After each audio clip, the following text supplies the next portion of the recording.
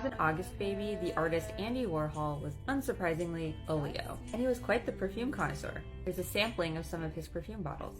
In his memoir, he wrote, I'm just going to read this to you. I really love wearing perfume. I switch perfumes all the time. If I've been wearing one perfume for 3 months, I force myself to give it up even if I still feel like wearing it. So whenever I smell it again, it will always remind me of those 3 months.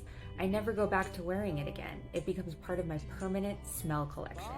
What perfumes did he wear? So many! In fact, the Andy Warhol Museum in Pittsburgh has many of the perfumes from his collection in their archives. Some highlights include Chanel No. 5, of course, Estee Lauder Youth Dew, Guerlain Abbey Rouge, and Perfume Talk will either love this or hate this, but Yves Saint Laurent Opium. All of them are ambery with some florals or spices, because he definitely had a type. Now, before he became a big-time artist, he also did commercial art for brands, including his beloved Chanel.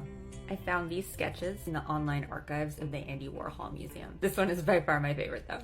But perhaps the most iconic perfume that is associated with Andy Warhol is the one he was buried with.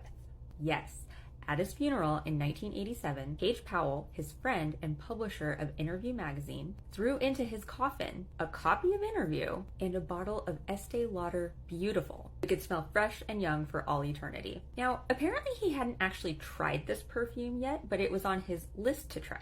And he had actually packed Estee Lauder's Youth Dew in his hospital bag before the surgery that ultimately killed him. My 15 minutes of fame, if I got to hang out with Andy Warhol and the Velvet Underground in the factory, I would have absolutely given him my Frida perfume. As that 1940s amber situation that was going on, that was all the rage, but also both masculine and feminine elements, including leather, orchid, and bourbon. If you were alive today, what perfumes would you suggest to Andy Warhol? Let me know in the comments. You can find more perfume histories on my page.